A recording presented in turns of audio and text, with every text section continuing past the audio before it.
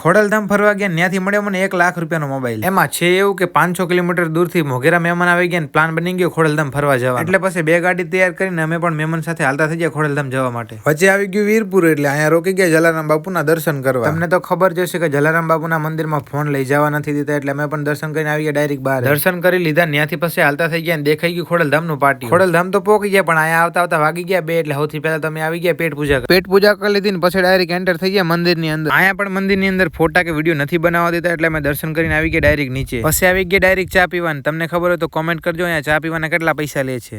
ત્યાંથી પછી હાલતા થઈ ગયા ને આવી ગયા શક્તિવનમાં ફરવા। શક્તિવનમાં એન્ટર થતા જ સૌથી પહેલા આવે સરસ્વતી માતાની મૂર્તિ। થોડાક આગળ હાલતા થયા ને અહીંયા બધા ઉભા રહી ગયા ફોટો પડાવવા। અને હા, આ છે લક્ષ્મી માતાની મૂર્તિ। આ બોક્સમાં તમે સિક્કો નાખો એટલે પાણીના ફુવારા ઓટોમેટિક ચાલુ થાય। જોઈ લ્યો, આવી ઠંડીમાં પણ નવરાવી દીધા ને લક્ષ્મી માતા।